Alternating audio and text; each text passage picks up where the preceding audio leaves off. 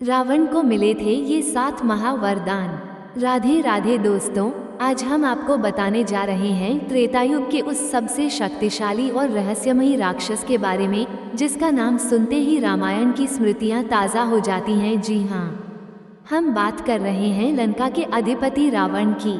रावण एक ऐसा नाम है जिसे कोई केवल दानव नहीं कह सकता, क्योंकि उसमें एक ब्रह्मज्ञानी, एक अद्भुत शिव भक्त और एक परम पराक्रमी योद्धा छिपा हुआ था। आज की इस विशेष प्रस्तुति में हम आपको बताएंगे रावण को प्राप्त हुए वो दिव्य वरदान, जिनके कारण उसे देवता भी पराजित नहीं कर पाए और जिसकी वजह से रावण कई बार मृत्यु के द्वार से भी लौट आया। रावण का जन्म कोई साधारण नहीं था। वो ऋषि विश्रवा और राक्षसी कैकसी का पुत्र था। उसकी माता कैकसी चाहती थी कि उसका पुत्र संसार में सबसे शक्तिशाली हो, और इसी उद्देश्य से उन्होंने तप करके विश्रवा से विवाह किया।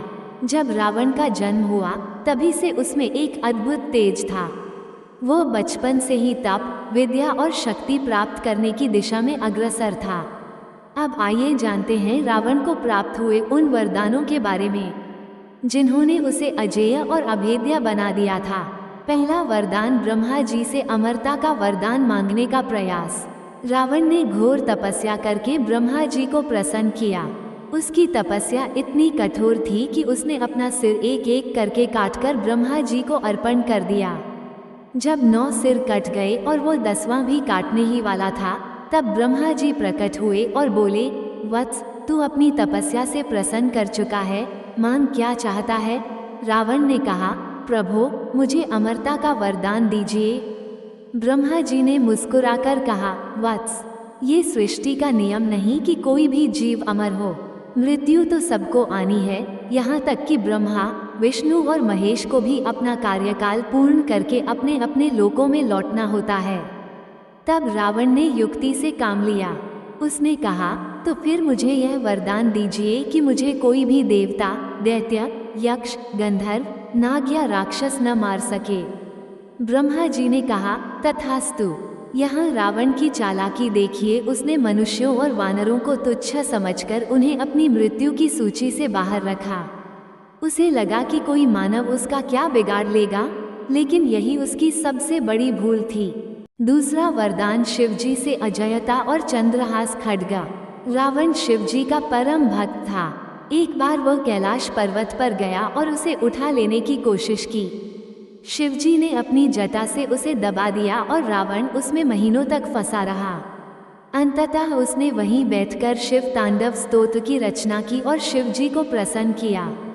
शिवजी ने जब देखा कि रावण सच्चे मन से उनकी स्तुति कर रहा है, तो उन्होंने प्रसन्न होकर उसे मुक्त किया और उसे एक दिव्य खड्ग, चंद्रहास, प्रदान की। साथ ही उन्होंने आशीर्वाद दिया, रावण, जब तक तू इस खड्ग को धर्मपूर्वक उपयोग करेगा, कोई तुझे पराजित नहीं कर सकेगा।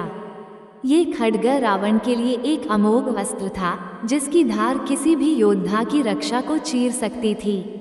इसके साथ शिवजी ने रावण को यह वरदान भी दिया कि जब तक वो शिव की निंदा या अनादर नहीं करेगा, तब तक वो अजेय रहेगा।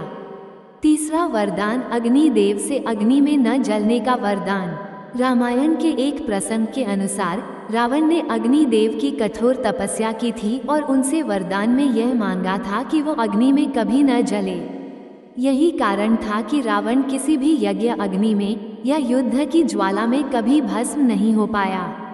हनुमान द्वारा लंका जलाए जाने पर भी रावण को कोई नुकसान नहीं हुआ, क्योंकि अग्निदेव का वरदान उसे रक्षा कवच प्रदान कर रहा था। चौथा वरदान, सूर्य, चंद्र, कुबेर, वरुण और पवन देवों पर नियंत्रण। रावण ने नवग्रहों को भी अपने अधीन कर लिया था। वो इतना बलशाली हो गया था कि वो ग्रहों को कैद में रख सकता था और उन्हें अपने अनुसार दिशा दे सकता था। ऐसा कहा जाता है कि जब रावण का पुत्र मेघनाद पैदा हुआ, तो रावण ने सभी ग्रहों को उस समय की ऐसी स्थिति में बिठा दिया कि मेघनाद अमर हो जाए। रावण ने सूर्य देव को आदेश दिया कि वे उसकी इच्छा के अनुसार उदय और अस्त हों। वरुण देव को समुद्र के मार्ग में अवरोध न डालने का आदेश दिया और पवन देव को अपने महल में बहने की अनुमति दी। पांचवां वरदान, वेद, शास्त्र और तंत्र मंत्र का आधिपत्य। रावण केवल एक योद्धा नहीं था, वो एक महान पंडित भी था। उसने वेदों और सभी शास्त्रों का गहन अध्ययन किया था। उसे नवविधा भक्ति, योग और तंत्र मंत्र का भी ज्ञान था। रावण ने रावण संहिता की रचना की, जो आज भी तंत्र विद्या का एक प्रमुख ग्रंथ माना जाता है। उसके इस ज्ञान का कारण था भगवान ब्रह्मा का आशीर्वाद। ब्रह्मा जी ने उसे वरदान दिया था कि वो किसी भी विषय में अध्ययन करके पूर्ण पारंगत हो सकता है और उसकी स्मृति कभी नष्ट नहीं होगी। इसलिए रावण युद्ध के साथ साथ एक अद्भुत ज्योतिषाचार्य और आयुर्वेदाचार्य भी था। छठा वरदान अपराजय लंकेश और सोने की लंका। रावण ने लंका को ब्रह्मा जी से वरदान स्वरूप प्राप्त किया था। पहले लंका कुबेर के अधीन थी, लेकिन रावण ने कुबेर से युद्ध कर लंका पर कब्जा कर लिया और ब्रह्मा जी ने ये स्वीकृति दे दी कि अब लंका पर रावण का अधिकार रहेगा। ये लंका सोने से बनी हुई थी और इसमें कोई भी शत्रु बिना अनुमति प्रवेश नहीं कर सकता था। ब्रह्मा जी ने यह वरदान भी दिया था कि जब तक रावण लंका में रहेगा, कोई भी सेना उसे हरा नहीं सकेगी। सातवां वरदान मायावी रूप और हजारों राक्षसों का आधिपत्य। रावण को मायावी रूप धारण करने का भी वरदान प्राप्त था। वो जब चाहे तब अपने रूप को बदल सकता था। यही कारण है कि उसने साधु का वेश धारण कर माता सीता का अपहरण किया। उसे ब्रह्मा जी और शुकाचार्य से यह वरदान प्राप्त हुआ था कि वो अपनी इच्छानुसार आकार और रूप बदल सकता है। साथ ही रावण को यह वरदान भी प्राप्त था कि 10,000 से अधिक राक्षस योद्धा उसके आदेश पर हमेशा उसके साथ युद्ध के लिए तैयार रहेंगे और वे केवल रावण की आज्ञा से ही किसी के प्रति निष्ठा बदल सकते हैं। आखिर रावण की सबसे बड़ी भूल क्या थी?